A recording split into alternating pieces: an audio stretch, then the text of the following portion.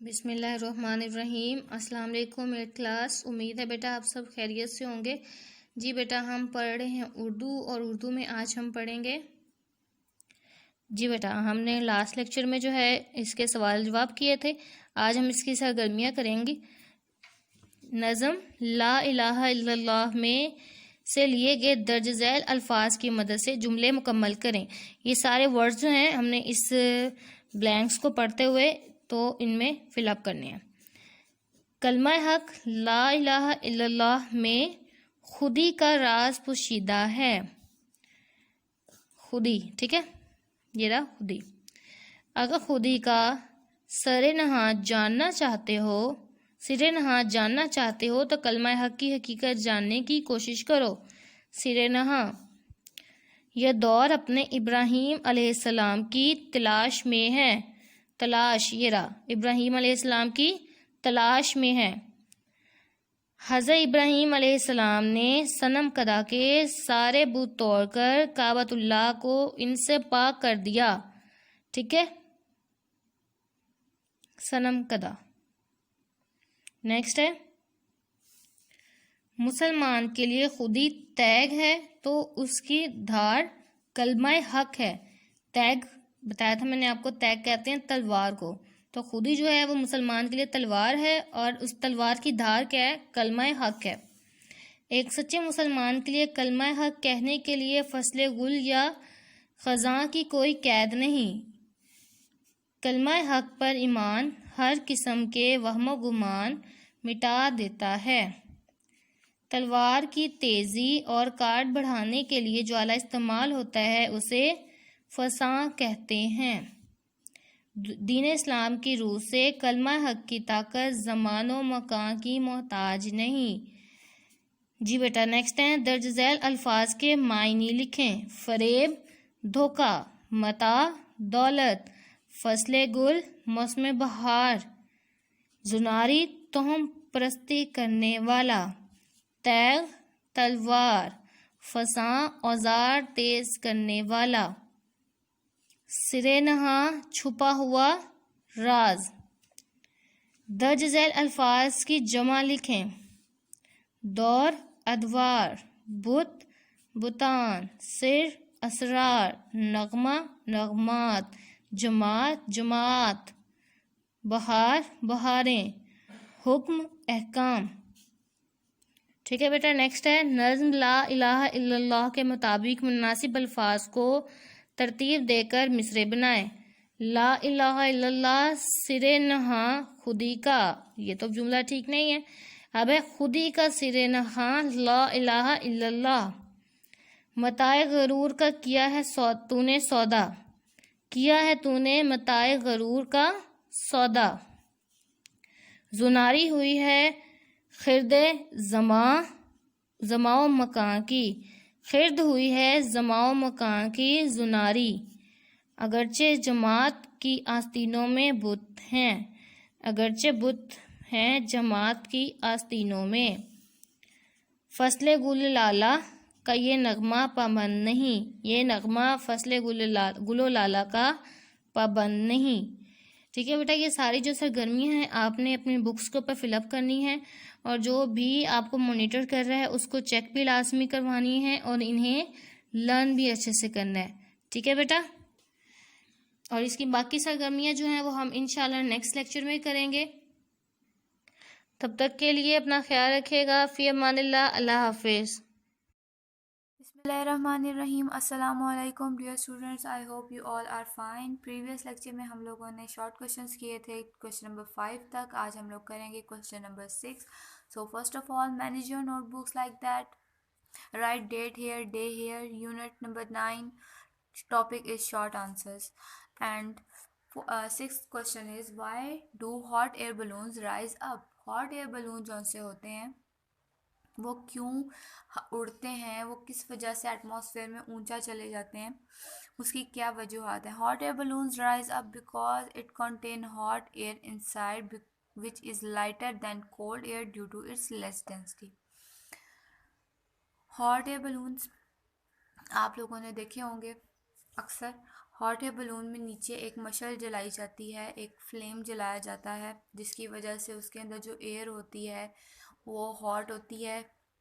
इसके अंदर जितनी भी एयर डाली यानी कि आती है वो हॉट होती है। जो उसकी लाइटर होती है बहुत डेंस उसकी जो डेंसिटी होती है बहुत कम होती है, जिसकी वजह से वो उसे उड़ने में मदद देती है, जिसकी वजह से वो एटमॉस्फेयर में ऊपर जाता है, चला जाता है। इसकी एक और मिसाल मैं आपको देती हूँ हॉट एयर और कोल्ड एयर की। यानी कि गर्मियों में लू चलती है हमारे, बहुत ज़्यादा गर्मी हो तो गर्म हवा चल रही होती है, उसकी डेंसिटी इतनी लो होती है कि उसमें और डस्ट पार्टिकल्स भी होते हैं, बहुत ज़्यादा उसमें डस्ट पार्टिकल्स मौजूद होते हैं। इसके अलावा वो बहुत ऊंची, उसे कहते हैं कि सतह ज़मीन से वो काफ़ी ऊंची होती है, यानी कि बहुत ज़्यादा उसका जो सा एरिया है वो काफ़ी ज़्यादा कवर करती है। यहाँ हालांकि जो कोल्ड एयर होती है उसकी डेंसिटी बहुत कम होती है, जिसकी वजह से वो जिनकी उसकी डेंसिटी बहुत ज़्यादा होती है वो बहुत हैवी होती है। इस वजह से उसके अंदर जो होती है एक तो ड्राइनेस होती है, दूसरे नंबर पे उसमें वो जो है वो ज़मीन यानी कि उसका जो लेवल होता है वो बहुत नीचे होता है और वो कोल्ड होती है। डेंसिटी ज़्यादा होने की वजह से उसका लेवल क्या होता है, नीचे होता है, और डेंसिटी हॉट एयर की कम होने की वजह से उसका लेवल हाई होता है, जिसकी वजह से वो इजीली ऊपर की एटमॉस्फेयर में मूव कर जाती है, ऊपर की तरफ जा सकती है। चलें जी, नेक्स्ट क्वेश्चन है, why do gas expand faster than liquid and solid? Gas क्यों एक्सपैंड करती है फास्टर देन लिक्विड और सॉलिड की निस्बत? Gases expand faster than liquid and solid due to following reason. उसकी कुछ वजूहात हैं। फर्स्ट है, molecule of gases are very far apart from each other. एक दूसरे जो गैस हैं, फर्स्ट है, molecule of gases are very far apart from each other. एक दूसरे जो गैस के मॉलिक्यूल्स होते हैं वो रिवॉल्विंग में होते हैं, वो एक जगह पे यानी कि यानी कि एक जगह पे वो लोग कांस्टेंट नहीं होते, वो हमेशा मूविंग में ही रहते हैं। आप लोग अगर गैस के सिलेंडर्स चेक करें तो उनकी जो शेप होती है स्फेरिकल इसी वजह से होती है, क्योंकि वो उनकी ताकि उसके अंदर जो गैस मॉलिक्यूल्स हैं वो इजीली मूव करते रहें, वो इजीली मूव कर सके करते हैं। और जो सॉलिड और लिक्विड में जो से मॉलिक्यूल्स होते हैं उनकी एक स्टिल कंडीशन होती है, वो मॉलिक्यूल्स मूव नहीं कर रहे होते। जब उन्हें हीट दी जाती है दोनों मॉलिक्यूल्स को, गैस वालों को भी लिक्विड और सॉलिड वालों को भी, तो गैस वाले चूँकि मूवमेंट में पहले से होते हैं तो वो जल्दी ही हीट होते हैं, जल्दी एक्सपैंड हो सकते हैं बनिस्बत लिक्विड और सॉलिड के, क्योंकि उनकी स्टिल कंडीशन होती है फर्स्ट में, फिर स्टिल कंडीशन हल्की हल्की मूव करती है और फिर आहिस्ता आहिस्ता वो मूव करना, उनमें वाइब्रेशन होती है, और जो गैस है उसमें मूवमेंट होती है। गैस में वाइब्रेशन नहीं होती मॉलिक्यूल्स टक्कर खाते हैं एक दूसरे के साथ, जिसकी वजह से कोलिजन की वजह से भी उसमें मज़ीद हीट, जब वो फास्ट होते हैं कोलिजन होता है, कोलिजन की वजह से मज़ीद हीट उसमें बनती है। तो है फर्स्ट है, molecule of gases are very far apart from each other. एक दूसरे से बहुत दूर होते हैं लेकिन यानी कि लेकिन मूवमेंट में ही होते हैं। सेकंड है, there are very weak attractive forces in molecules of gases में अट्रैक्टिव फोर्सेस कम होती हैं। थर्ड है इसका, which when a vessel contain a liquid is heated, the level of liquid initially fall and then rise up. Why does it happen so? Vessel जो होती है जिसमें लिक्विड को डाला जाता है, रखा जाता है, उसे अगर हीट करें तो जो लिक्विड है वो अचानक ही फॉल करता है और फिर उसके बाद राइज अप हो जाता है। इसकी क्या वजूहत है? हमने एक्सपेरिमेंट किया था आप लोगों को। Very far apart from each other, एक दूसरे से बहुत दूर होते हैं लेकिन यानी कि लेकिन मूवमेंट में ही होते हैं। सेकंड है, there are very weak attractive forces in molecules of gases में अट्रैक्टिव फोर्सेस कम होती हैं। थर्ड है इसका, which when a vessel contain a liquid is heated, the level of liquid initially fall and then rise up. Why does it happen so? Vessel जो होती है जिसमें लिक्विड को डाला जाता है, रखा जाता है, उसे अगर हीट करें तो जो लिक्विड है वो अचानक ही फॉल करता है और फिर उसके बाद राइज अप हो जाता है। इसकी क्या वजूहत है? हमने एक्सपेरिमेंट किया था, आप लोगों को याद होगा। मैं इसका आंसर बताती हूँ। When a vessel containing a liquid is heated, the level of liquid initially falls due to expansion of vessels and then rise up due to expansion of liquid. तो जो सा जब वो हीट किया जाता है वेसल्स को तो उसका जो सा तो जो वेसल्स होती हैं उसके में अंदर जब लिक्विड को डाला जाता है फर्स्ट ऑफ ऑल क्या होता है लिक्विड फॉल करता है यानी कि लिक्विड की जो सी का लेवल होता है वो इंक्रीज़ होना स्टार्ट हो जाता है क्योंकि वेसल्स में एक्सपेंशन होना शुरू हो जाती है जो वेसल है उसमें एक्सपेंशन होने लग जाती है उसके बाद फिर वो मज़ीद राइज करता है क्योंकि लिक्विड में भी एक्सपेंशन होती है उसकी वजह से पाइप जब यानी कि जिस भी अगर हम लोग सपोज करें किसी बर्तन में किसी पाइप में यानी कि हम लोग उसको वाटर को डालें उसको हम लोग फॉल यानी कि उसके नीचे आग जला दें तो एक 100 डिग्री सेंटीग्रेड का टेम्परेचर जाएगा उसके बाद वो आहिस्ता आहिस्ता फॉल यानी कि राइज करने लग जाएगा उसमें बबल्स क्रिएट होंगे वो क्यों क्रिएट होते हैं क्योंकि वेसल्स की एक्सपेंशन हो रही होती है यानी उसमें जो सा यानी कि जो एक्सपेंशन है वो स्टार्ट होती है और उसके बाद वो आहिस्ता आहिस्ता फॉल करता है क्योंकि लिक्विड उस बाहर वाला जो बर्तन है हमारा वो तब बहुत ज़्यादा हीट हुआ होता है उसकी एक्सपेंशन हो रही होती है उसके अंदर जो मॉलिक्यूल्स होते हैं वो मूव कर रहे होते हैं जिसकी वजह से हमारा जो पानी है वो बॉयल हो रहा होता है बबल्स टाइप में उसके बाद वो फॉल करता है जब उसका टेम्परेचर उससे भी ऊपर जाता है जितने पे हमारा यानी कि जिस टेम्परेचर पे इस वक्त हमारा बर्तन है उस टेम्परेचर से जब ऊपर वो चला जाता है पानी का टेम्परेचर तो वो क्या करता है वो राइज़ और मज़ीद ऊंचा जाता है मज़ीद राइज़ करता है और वो अक्सर औक़ात हमारा गिर भी जाता है ये था आपका टॉपिक आप लोगों ने इनको अच्छे से याद करने हैं इंशाल्लाह कल मुलाकात होगी अल्लाह Bismillahirrahmanirrahim. Assalamu alaikum students. How are you? I hope you all will be fine. So at class we are going to start our English lecture. Open your books. Yesterday we did the reading and words meaning of this chapter, chapter number 14. Now we are going to solve the exercise. So in exercise activity A is answer the following questions. So we have to respond these questions. For this purpose you have to manage your notebooks. So you have to manage your notebooks as you ever managed, write day and date. Chapter number 14 topic is question answer. Question number 1 is write 5 causes of road accident. कि road accident traffic हादसा के जो सड़क पर हादसा के 5 वजूहात लिखें. The answer is there are 5 causes of accidents on roads. ठीक है. First one is over speeding and rash driving. ठीक है, तेज रफ्तार में गाड़ी चलाना.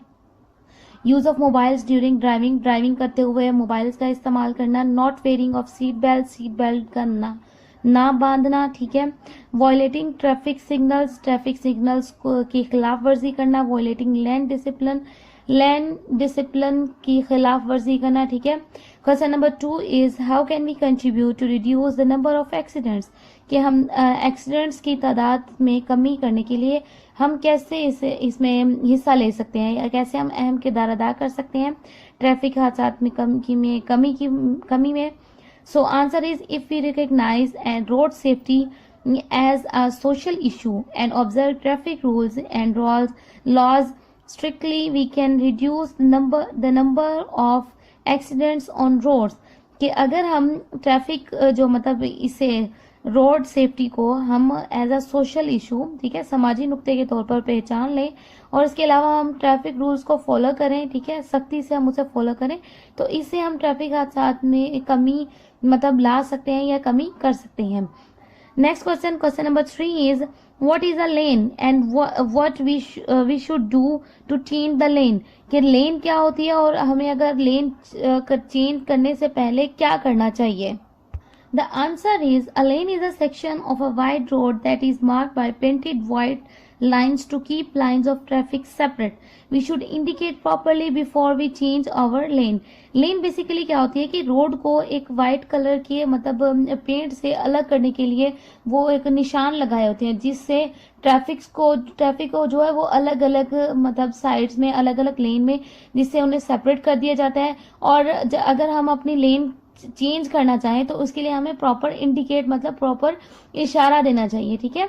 Next question number 4 is how wearing helmet can increase the chances of survival in case of an accident. कि हेलमेट पहनने से कैसे हम मतलब जो है वो हादसा से कैसे बच सकते हैं. ठीक है. Wearing helmet gives protection against severe head and face injuries in case of accidents. In this way, it can increase the chances of survival. के जो हेलमेट अगर हम पहने तो ये हमारे मतलब सर की और फेस की, ठीक है, हेड एंड फेस की शदीद किस्म की मतलब के जो इंजरीज है उनसे बचा सकता है अगर खुदा ना खास्ता हादसा पेश आ जाए। तो इसलिए इस तरह से ये हमारी मतलब के जिंदगी बचाने में बहुत अहम किरदार अदा करता है। Next last question is how can observe of traffic rules to improve our image as a nation. ठीक है, कि हम अपने ट्रैफिक रूल्स को कैसे इम्प्रूव कर सकते हैं अपनी इमेज को एक मतलब के कौमी इमेज ठीक करने के लिए।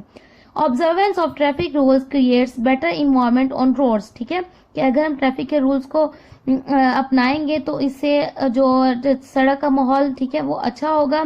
In this way it not only reflects the civility of our society but can also improve our image as a law-abiding and responsible nation। इससे क्या होगा, इससे ना सिर्फ हमारी जो है माशरे में हमारी जो सिविलिटी उससे ये उसको मतलब यूं कह लें कि ये ना सिर्फ हमारे माशरे की तहजीब को बताते हैं, इसके अलावा ये एक जिम्मेदार और कानून पर अमल करने वाली कौम की भी हमें मतलब एज अ रिप्रेजेंट करता है। हमें बेसिकली ये दिखाता है कि हम लॉ को फॉलो करने वाले और एक जिम्मेदार कौम है। So students, you have to note down these question and also learn them. I hope you all understand. फी अमानिल्लाह, हैव अ नाइस डे। बिस्मिल्लाहिर्रहमानिर्रहीम। अस्सलाम वालेकुम dear students, I hope you all will be fine. आज हम बेटा exercise 9.2 का question number 5 करने जा रहे हैं।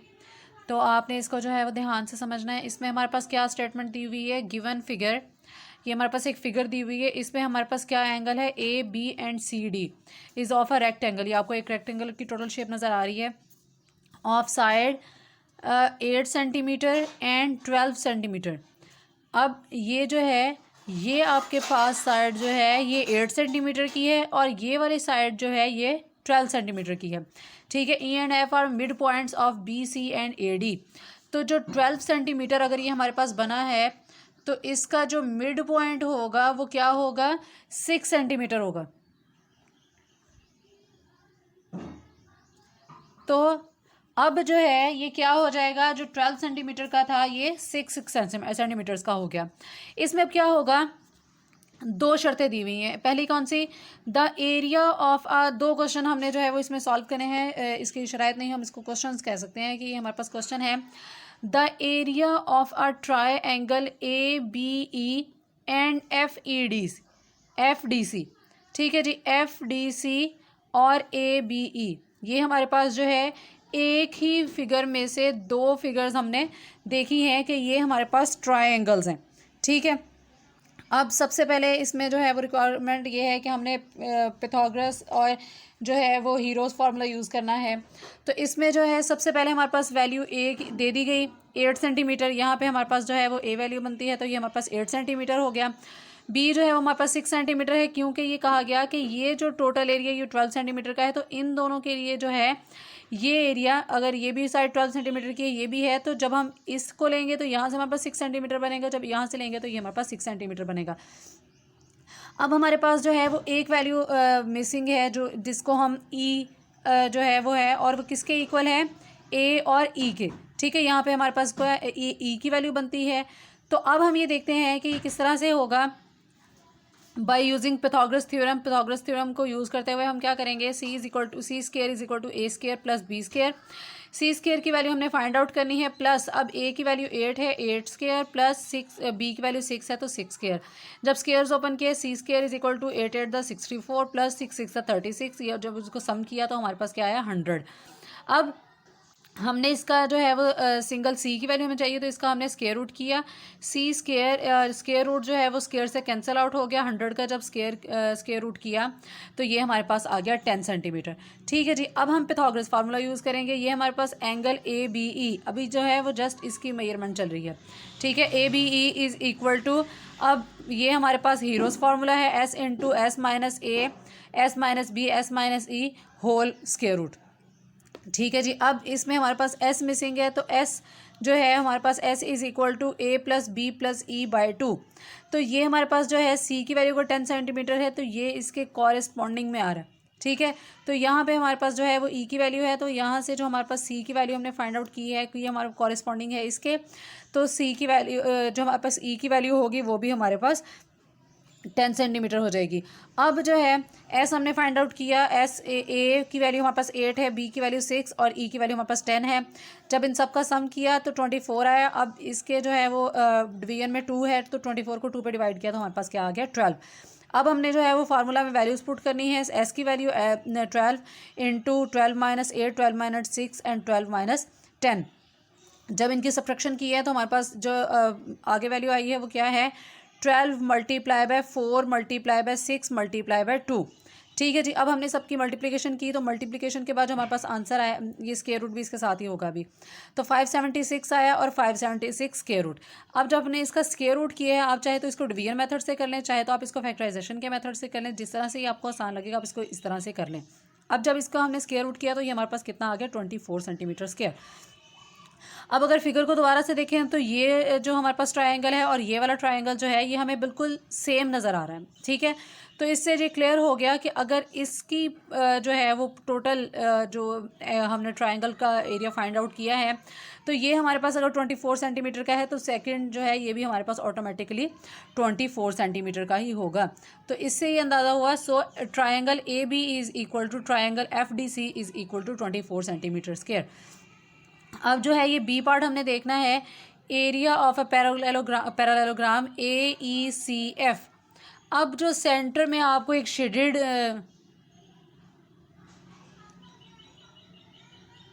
अब जो है इसमें हमने ये वाला एरिया फाइंड आउट करना है। ठीक है जी बेटा, तो अब इसमें area of a parallelogram A E C F, तो हमने ये देखा कि ए सी ई एफ किसके इक्वल है, दोनों ट्रायंगल्स को सम करके ये हमारे पास आएगा। ठीक है जी, तो अब हमारे पास जो दोनों ट्रायंगल्स थी, हमने ये भी देखा था कि ये दोनों ट्रायंगल 24 सेंटीमीटर की थी, यानी कि ये दोनों इक्वल थी। इसका ये मतलब था कि अगर एक ट्रायंगल की मेजरमेंट 24 सेंटीमीटर स्क्वायर है तो सेकंड ट्रायंगल भी हमारे पास 24 सेंटीमीटर स्क्वायर ही होगा। जब हम एरिया ऑफ पैरेललोग्राम की मेजरमेंट करेंगे तो ये हमारे पास triangle A F E plus triangle C E F के इक्वल होगा, तो इसकी मेजरमेंट भी 24 है, और जो सेकंड ट्रायंगल था उसकी मेजरमेंट भी 24 है, तो 24 प्लस 24 48 सेंटीमीटर स्क्वायर। ठीक है जी बेटा, ये आज का आपका क्वेश्चन है और यही क्वेश्चन आपका होमवर्क है। ठीक है, थोड़ा सा ये कॉम्प्लिकेटेड है, लेकिन जब आप इसको अच्छे से समझने की कोशिश करेंगे तो ये इंशाल्लाह आपको बहुत अच्छे से समझ आ भी जाएगा। तो जो है आपने इसको ध्यान से करना है। अल्लाह पाक आपके इल्म में इजाफ़ा फरमाए। फ़ी अमान अल्लाह।